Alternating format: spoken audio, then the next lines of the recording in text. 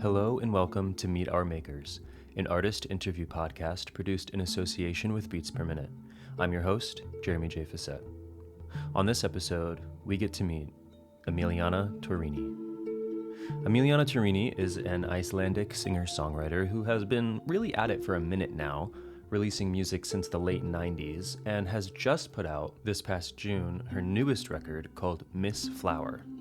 And this record is so rife with themes and storytelling and connective threads that really, we spent quite a bit of our talk really just delving into this record. Who is Miss Flower? Because she is inspired by a real person.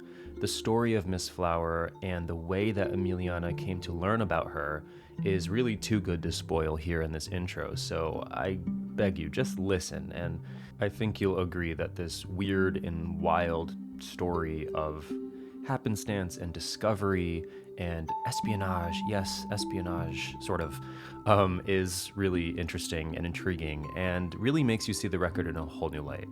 So, without further ado, just dive right in. This is me meeting Emilíana Torrini. How are you doing? Hi, I'm doing really good, thank you. Good. Thank you for And agreeing you? to come hang out with me for a little bit. No, thank you for having me. I got very excited. Yeah, me too. Yeah, I'm doing well. I'm just about getting over a cold, Okay. which I've had for like, I don't know, 3 weeks at this point. Mm-hmm.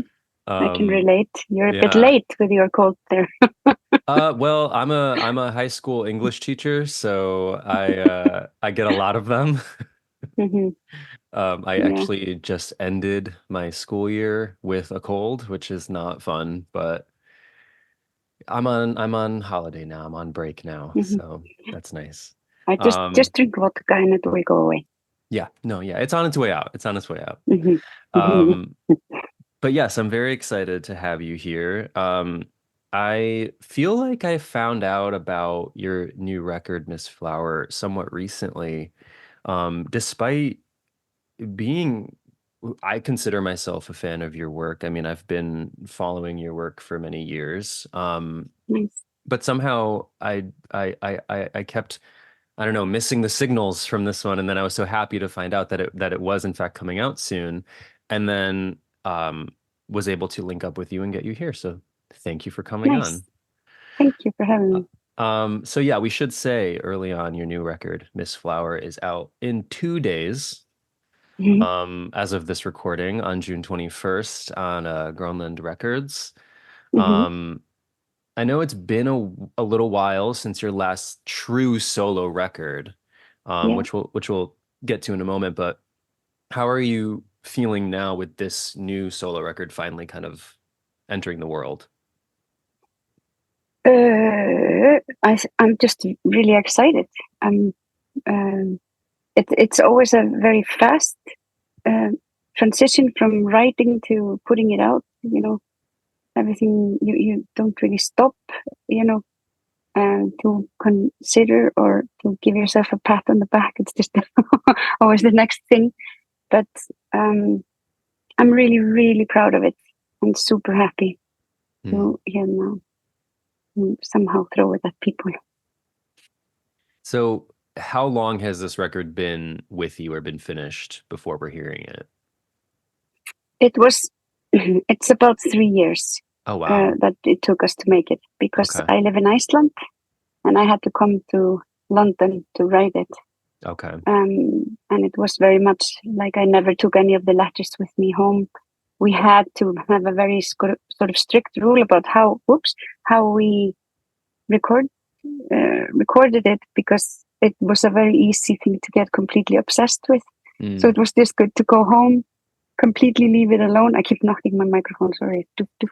Um, and then when we were in the studio, we would do all the work and be very kind of inspired. And so, yeah, I was coming here sort of with a few months between.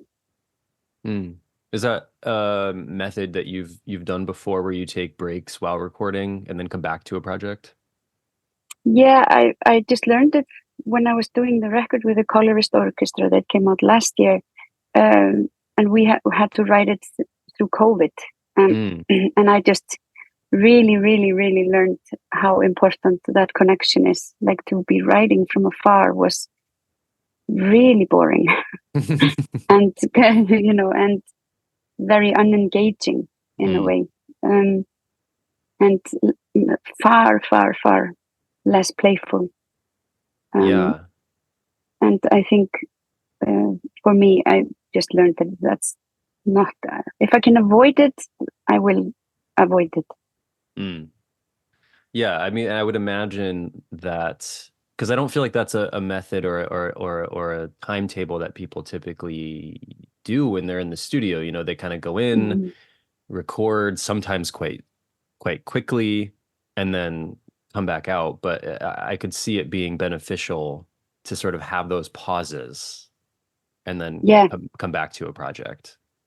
Yeah, I think we are kind of, just because of where I live, I'm kind of forced to have that pause. But it's also almost these kind of two. It's like a parallel life where you're like a, housewife and a mom, and then music artist, recorder, on the other. Moonlighting. Yeah, exactly. So it suits me really well because I'm quite a slow person, and I'm made fun of because I'm the worst multitasker on the planet. I can almost not eat chewing gum and walk at the same time. So, I'm very good with one thing at a time. Yeah. Oh, no, and that's good because it helps you kind of maybe zero in on and focus in on the work and only the work when you're there. Yes. And I get this kind of freakish hyper focuses where I can just work for, and it suits me. I work for 16 to 20 hours. Wow. and just keep going. Yeah. And I'm really enjoying it. And until Simon is like begging me, like, we should go for lunch now. I'm like, You're like, no, let's do it. Yeah. So I enjoy those kind of crazy extremes. Yeah. That reminds me of something when I interviewed Kristen Hirsch of like Throwing Muses. She's quite a perfectionist in the studio, and she mentioned like there's like one drum hit on one of her last records that she worked on for like 10 hours, just trying to get that one sound, and her engineer's like, come on, we got it, like, let's go. Yeah. So you mentioned, I think I heard you mention briefly when you were talking about recording about the letters. Can you tell us more about, to really dig into Miss Flower as the album and what it is? Can you tell us more for those who are unaware, like what the inception was and the sort of creative story world behind this album? Because it is kind of a specific vision. So Simon Bird is a long-time collaborator, and he was a band member, a keyboard player in my band when I did a record called Me and Harmony, whatever year that was. I don't remember. But we have kind of kept writing here and there, and we were putting the feelers out of what I wanted to do for my next solo album. And so I was already sort of in his and his wife's Zoe's flat on the sofa. She's a really, really good friend of mine because I used to make all my band members invite their wives or girlfriends to the tour. And they had to be there for like 5 days because it becomes a very obscure space very often and difficult to imagine what's going on. So that was kind of my rule, and I gained Zoe as one of my closest friends. So I've been staying with them anyway, and the studio is in the garden, and upstairs lived Zoe's mum, Geraldine Flower, this amazing woman.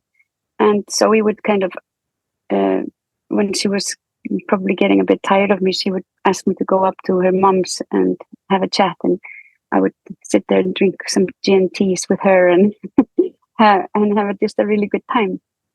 And then 5 years ago now, or 2019, she gets very ill and dies. And I fly from Iceland to Zoe and Simon to just be with them and help them out with the memorial with other friends.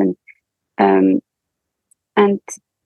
she brings down this leather case full of letters that were written to her mom. Beautiful old letters, like in those blues and yellows and handwritten and typed.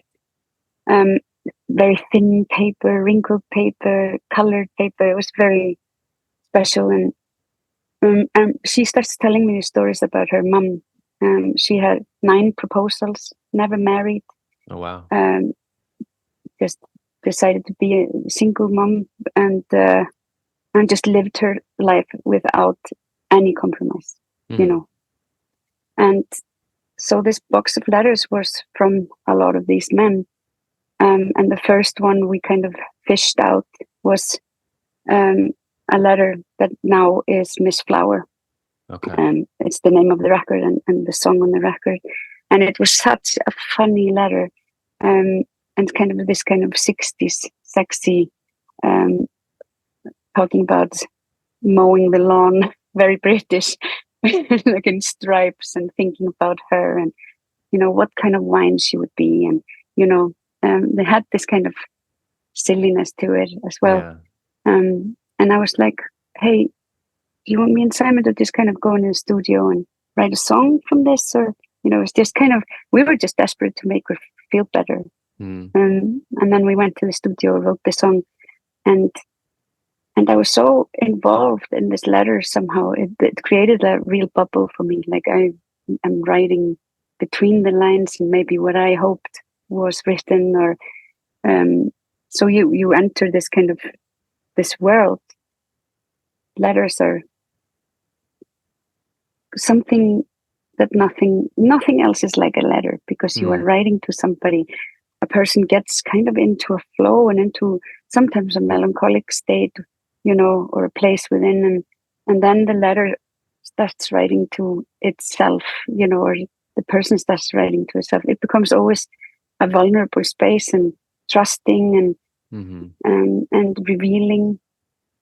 So yeah, it was just started to be very interesting with time, how different writers, how their letters are, and how different the subjects are. And yeah. So are all the songs directed toward her from various speakers? Okay. Most of the songs in the beginning, you know, it was letters that, you know, we only had letters to her. And these were all from men that were, you know, in love with her, or heartbroken, or you know, obsessed with her, or and then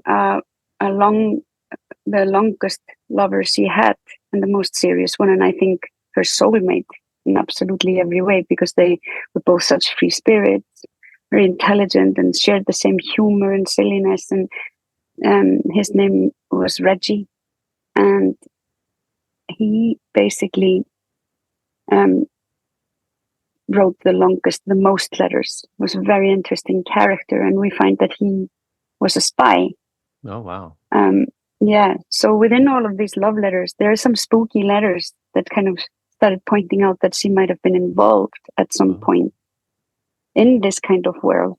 Wow. And we basically had a letter where there was this newspaper inviting, well, it's like a job thing, you know, going to the Middle East for 3 months and taking pictures, and there's this kind of no proof of that at all. Then there was something else, and then suddenly we found this other letter, and the weirdness of that was how it is asked to meet her. You know, how he asks her, you know, I've left my phone number and address at so many places that you know of. So find me there. And it was like, nobody meets like that. Not even at that time, you know. Yeah. It should be kind of more direct than that.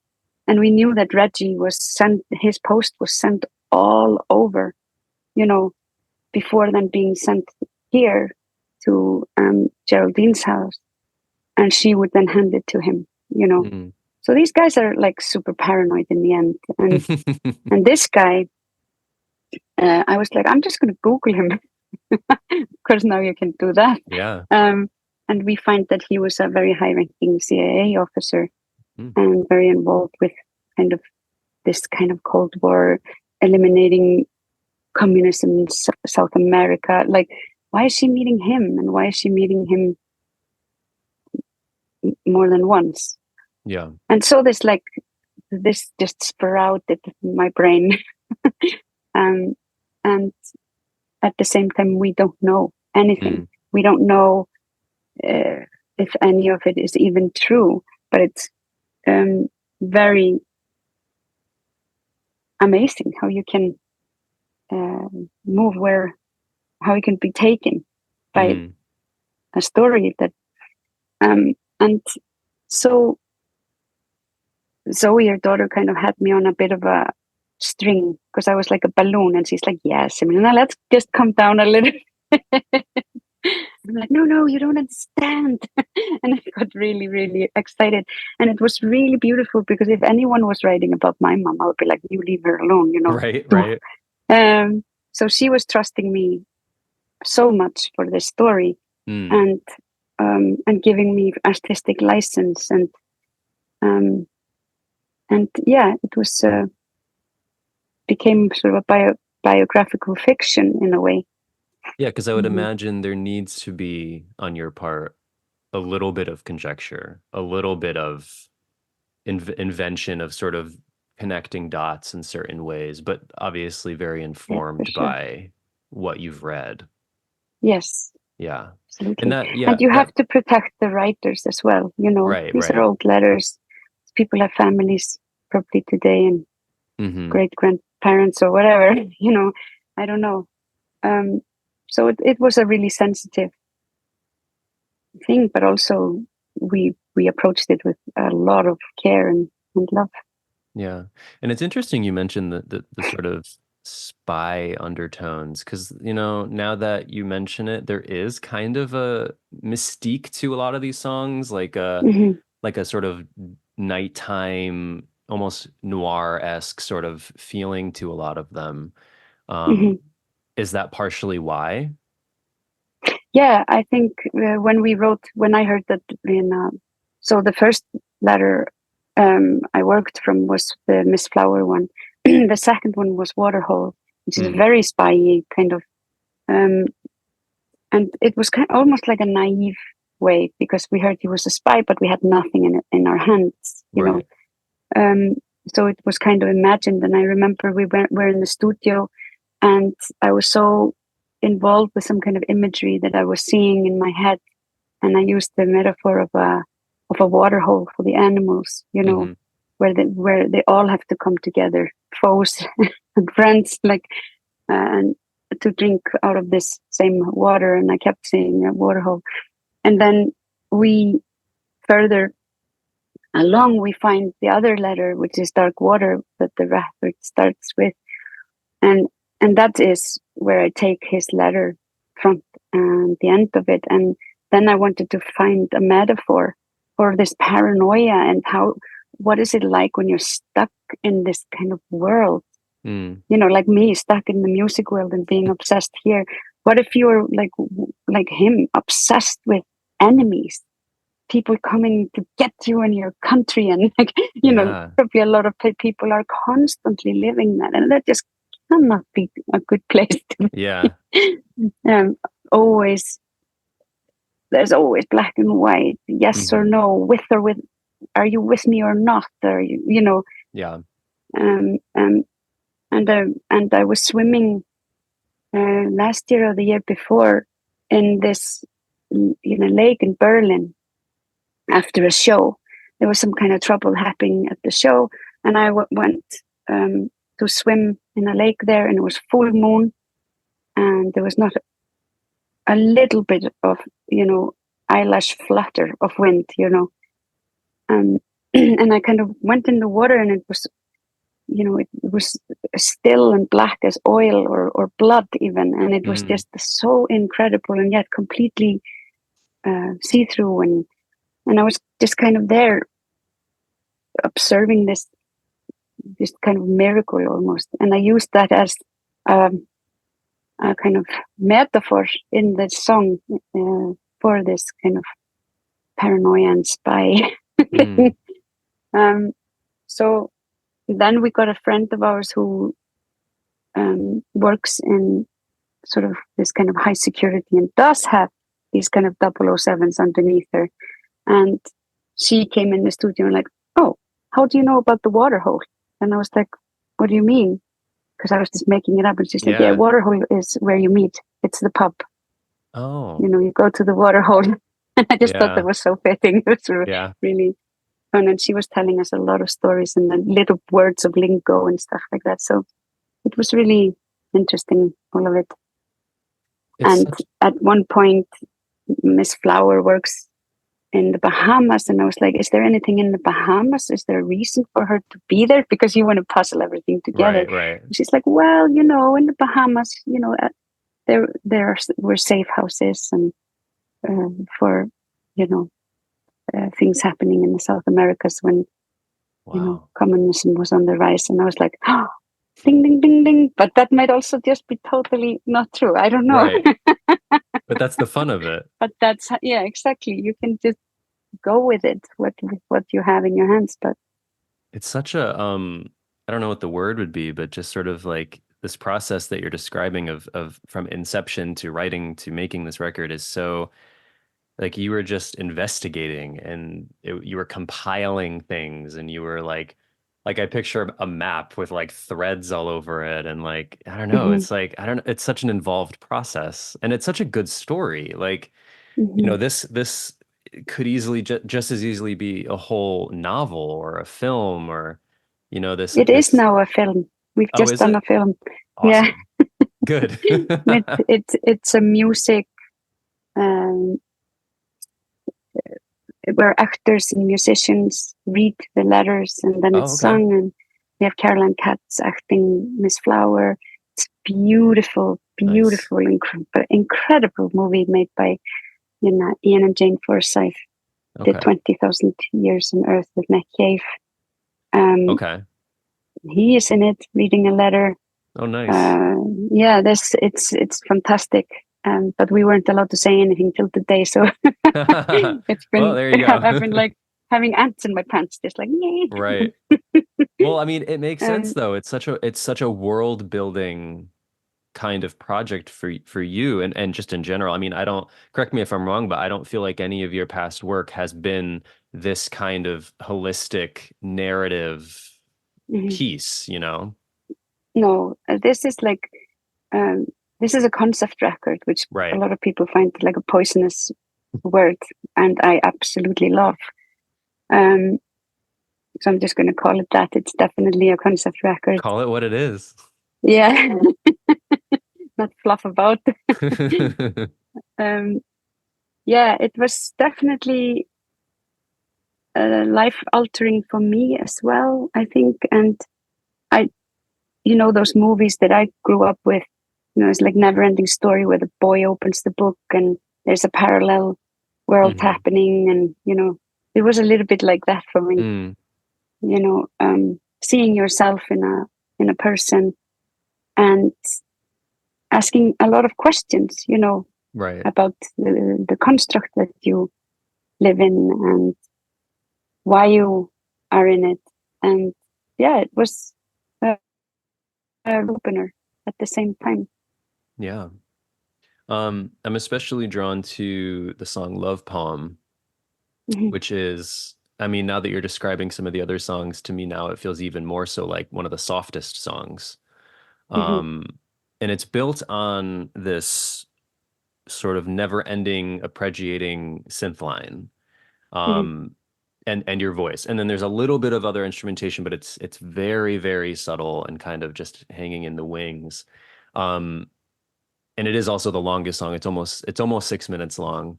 I'm curious what led you to composing this one in this fashion, as opposed to sort of making it a fuller or more band kind of sound, or maybe were there other versions of this song before you landed on that one? So the story of this song is that last year I had to come to London for 2 weeks to sing the whole record.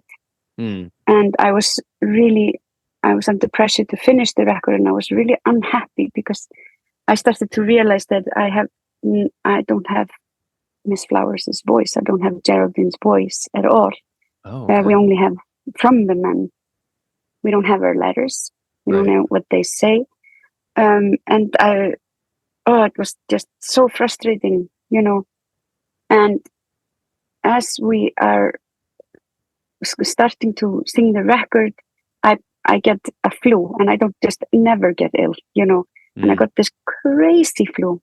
And instead we're just kind of hanging out in the studio, and we go on a walk in Black Line Lane, and I'm kind of walking there and start to imagining her as a young woman, what kind of character she would be. And she was like this classic character that just constantly walks with a rhythm in her step. And, you know, the world always thinks that the world is just dancing with her, for her kind of thing.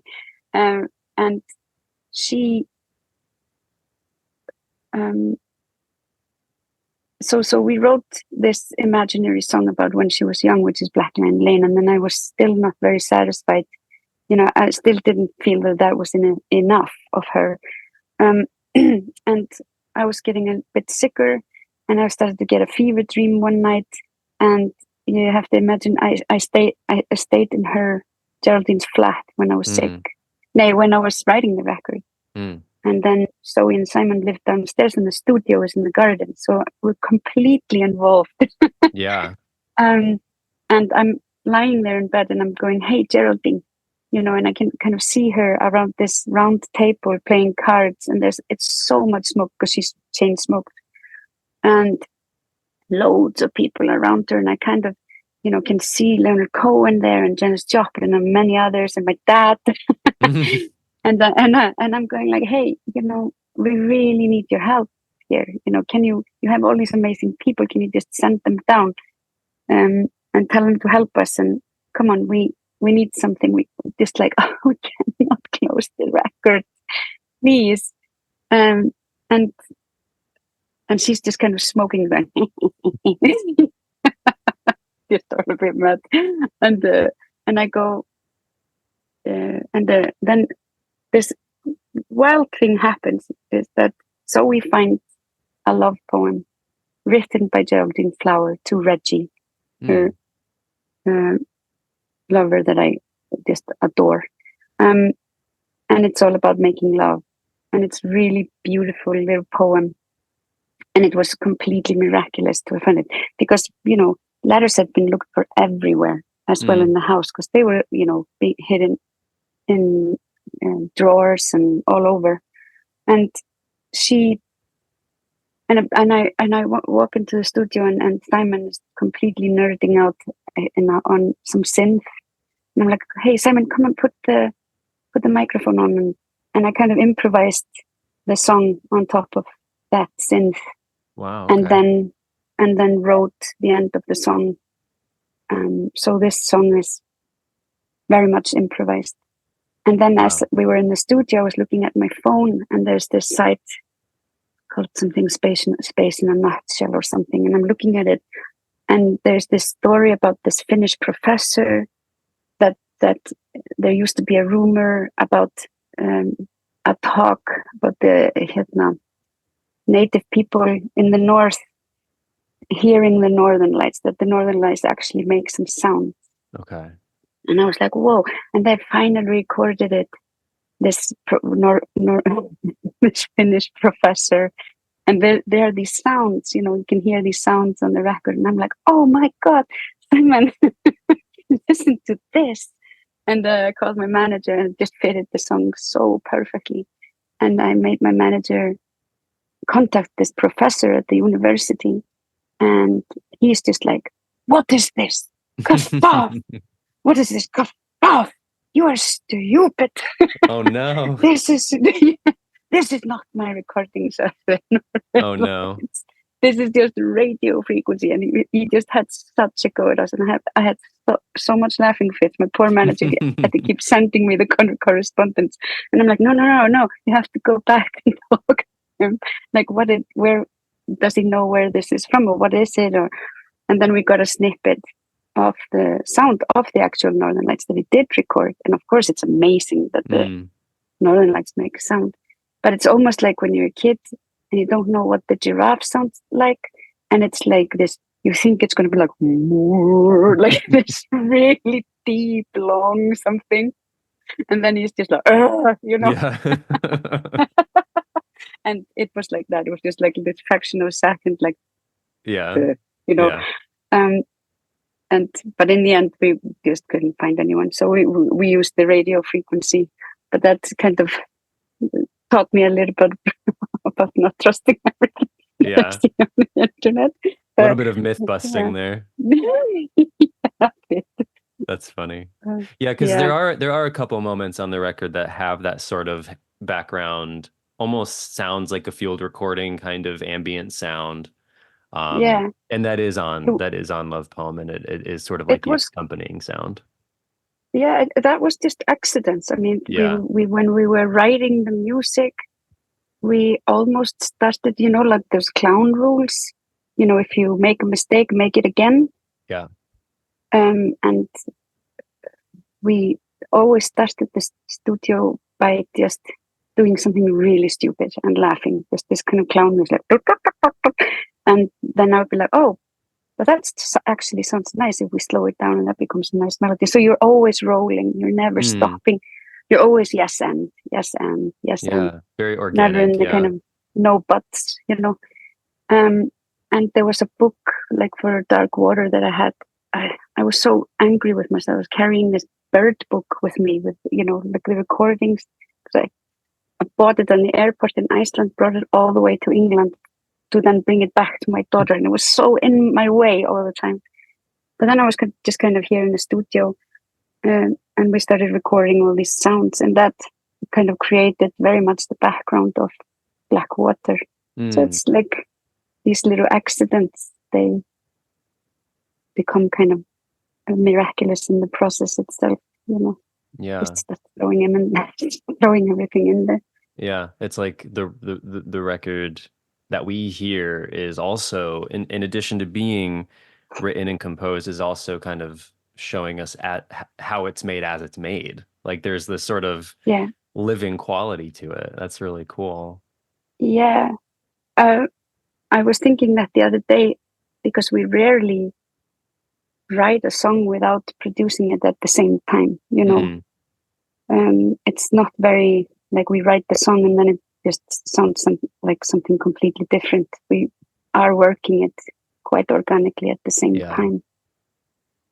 So the lyrics for Love Poem, except for the ending, as you said, those are those the poem that she wrote? Yeah, the first two verses are the poem that she wrote, and the last verse and the little chorus in the end, I wrote to it. Yeah. Because sometimes it's not enough, or you have to push it. Right. So it becomes a collaboration, and that's like really special. Yeah, it's so interesting to like collaborate with this woman who wasn't with you anymore, and you're sort of collaborating with a past version of her. That's so interesting. Yeah. And it's cool that it's sort of both your lyrics. And I was struck by the lyrics of that song. They kind of reminded me of Cocoon by Björk, because of the sort of just like, you don't get a lot of songs about sex that are also about happiness and comfort and love and sort of like the quietness of that, because there's sort of, there's like a still quality to this song. There's we are in this moment right now and it's beautiful kind of feeling to this song. And I just feel like that is sort of an uncommon song topic. Yeah, I have to listen to Cocoon. I've never heard it. Really? But no, I haven't. But I think it's like with these letters, there's just so much sensuality, and I am a big fan of sensuality and erotica rather than the other. Where there's this beautiful, strong connection, and it becomes like otherworldly, and yes, exactly. And it kind of transcends you to something else. Yeah. We're almost like hallucinating. and that Yeah. was kind of what I wanted to do with that song. Yeah. Kind of a hallucinatory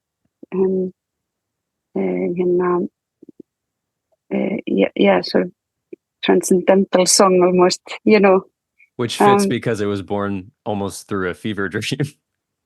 Yeah, and also because it wasn't decided, it's just Right. walking into the studio, that synth is doing his thing, and then microphone goes on and you do it. So Yeah.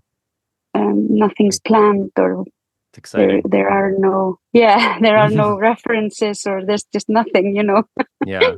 And those are the most exciting songs you write, I guess. Yeah. And then the hard part is to leave it alone, and it was never hard to leave it alone. I wanted it to be even starker, Okay.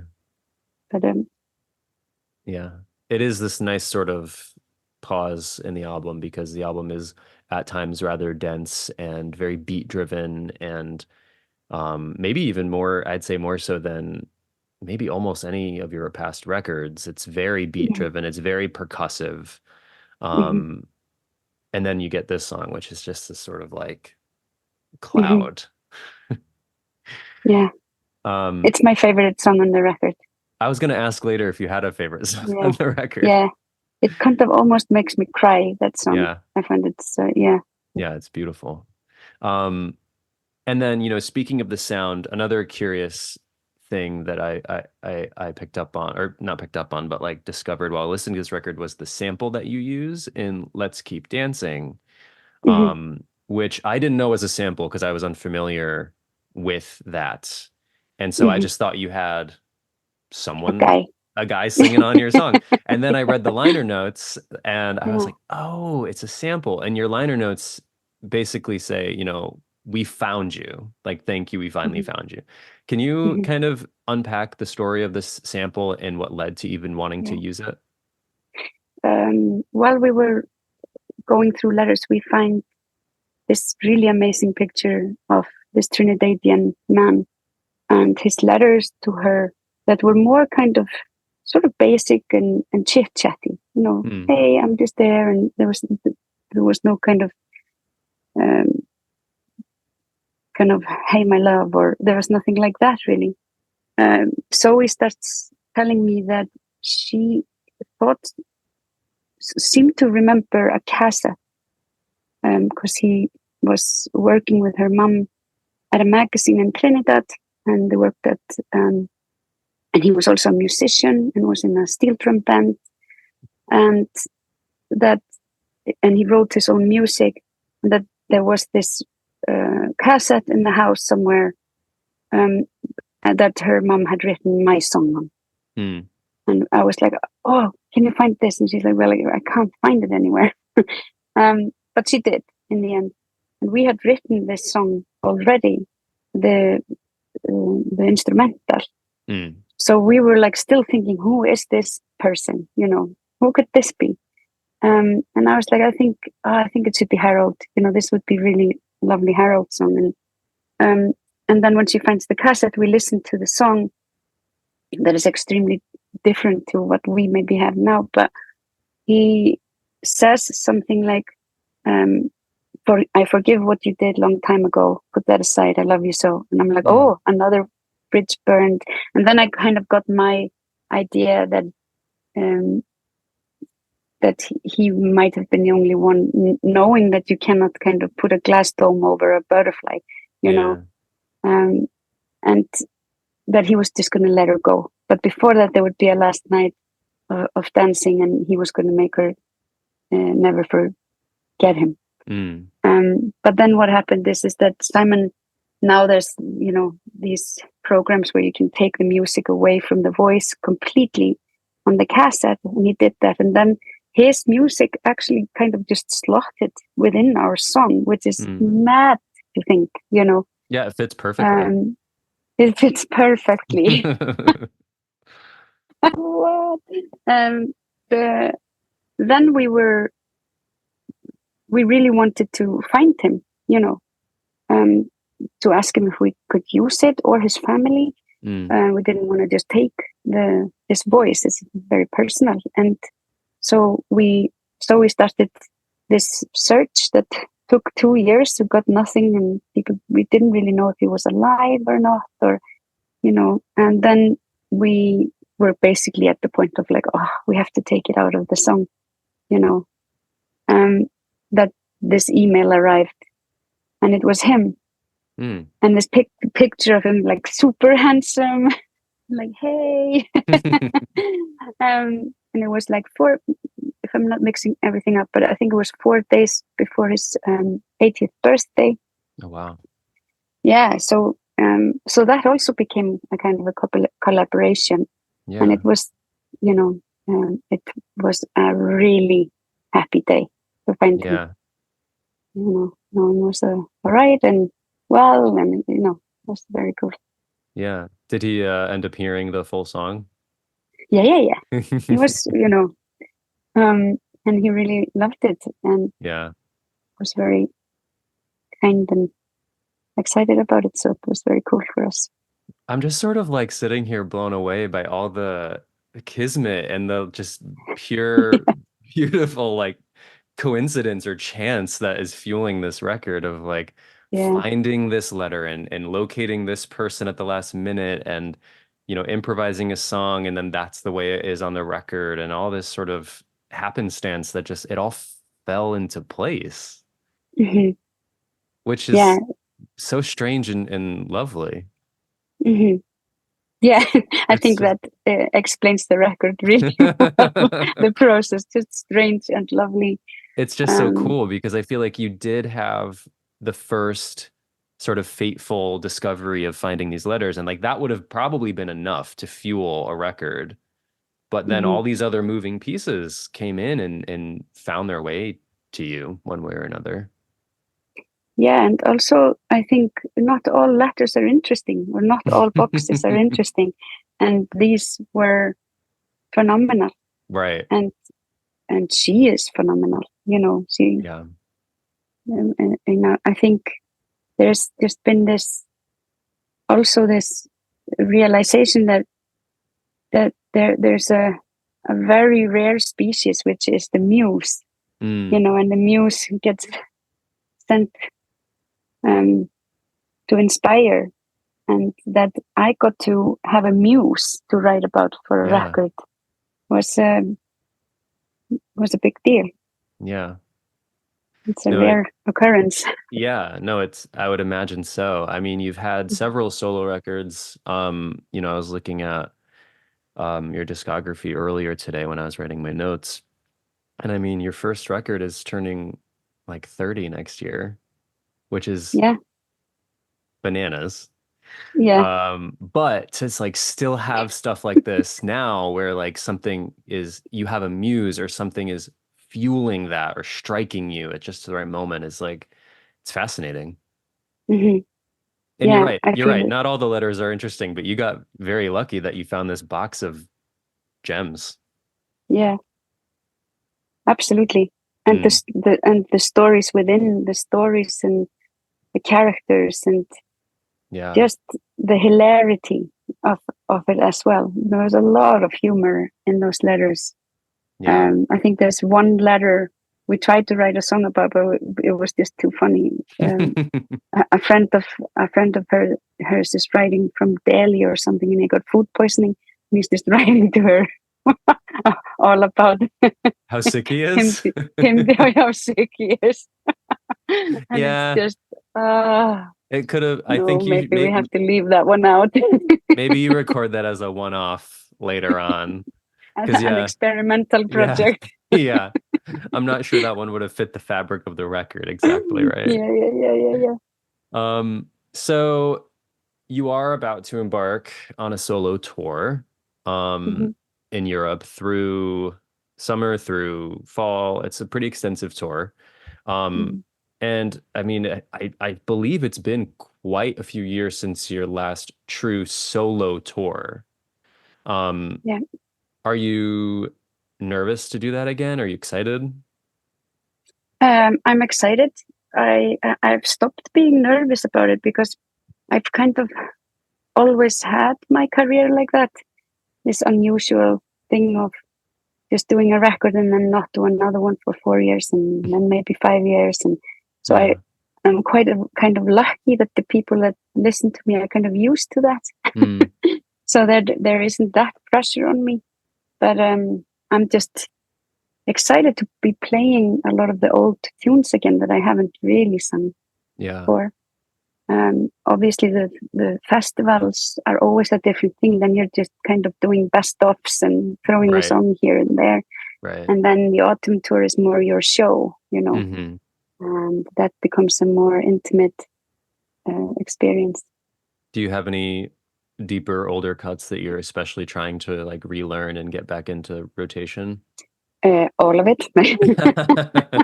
I'm like trying to remember my own lyrics. Is a thing. But but it's funny when some songs start to become something completely different. And some songs you sing, like with my first record, I almost feel like I'm just singing my daughter's music. Like that was my daughter, and I care about her, and she went through a lot there, and you know, and it's funny. It becomes all the things that you thought you wouldn't survive or you wouldn't go through, or you know, all those things have become your friend, you know, with time. And so it's very a tender thing to sing songs from yourself when you are 19 years old. Yeah. And some of them just feels really stupid, like, oh, stop it. Because you just don't relate to that at all anymore. But it can be challenging, that one. Yeah. And I would imagine it could be interesting too, or would be interesting to try and marry some of those older songs to these new songs, because a lot of your older stuff is in quite a different style. You know, when you... But all the records were, so it was always a problem. Right. And that's what I was kind of about to say. Like your first couple records are very sort of you know, sort of slow electronica, trip hop almost, kind of jazz and hip hop influenced a little bit. And then in the 2000s, you had kind of folkier stuff. And then you kind of circled back around with Tuca and your two collaborative records, and now this. And so, you've run the gamut of genres and styles. But I'm just like imagining a set list going from something from this record, like maybe even the title track, over to something like Sunny Road, which is so different. But I think that's you would the fun more. of it. Yeah, definitely. And you see that there are brothers and sisters in the songs, kind of thing. You know, you go from Let's Keep Dancing probably would suit me and Harmony really well, or true. You know, so you can skirt it, but I also think they don't have to. No, they don't have to. Who says? No, they don't. You just play and have fun, especially with the festivals. Yeah. Will you have a band with you? I will. Okay. But on the actual October tour, we will have a more visual setup, and also it would be more kind of speakeasy. There would be a lot of storytelling, and it would be in chronological order. And there'll probably then be a little break, and then I will go into a very intimate gig of the old music. Nice. That'll be really cool. So I'm not trying to mix it all together then, because that will just be like, oh, even for me, really confusing. Where do you put your head in that scenario? Well, speaking as someone who is stateside, I'm selfishly hoping someday you tour the US again. Me too. That would be great. And luckily I'm right near New York and Boston, so I feel like I have a high chance of having you come near me. So that would be fun. That is the wish, definitely. Yeah. One of the best times I've ever had was touring America. Oh, that's nice. Because it's like it's literally like going through this kind of, what do you call those, tapestry blankets? You know, like where, or a quilt, where there's a quilt, you know, of things. You just drive through Oregon down to California or something, and suddenly it's just like this checkered people with pine trees, and then suddenly it's almost like a line that you cross, and it's different. Yeah. And just this magnificent nature. mean, it's phenomenal. So Yeah. beautiful there. Yeah. Appreciate it. Yeah. And people are so different. It's like different countries. Between states, you mean? Yeah, it's Yeah, no. completely. I mean, the only confusing thing is that people speak the same language, but they shouldn't really. They should just be having different languages, like in Europe. Yeah, no, right. I mean, there are some states that are bigger than some European countries, probably. I Yeah, should know. I should probably know that more securely, but there's just a different kind of characters in history, and yeah, interesting. yeah. So we should restate this record that we have been unspooling for almost an hour now, is called Miss Flower, and it is out on June 21st on Groenland Records. I do want to give a nice little shout out to Alan Pedder, who linked me up with Ruth, which linked me up with you. So thank you, Alan, for facilitating this. And thank you, Ruth. And thank you, Emilíana, for hanging out for a while. Thank you so much. We are fans here, so we were very excited. I'm also, it's mutual, so I was very excited as well. Great. All right. Thank you so much. Thank you as well.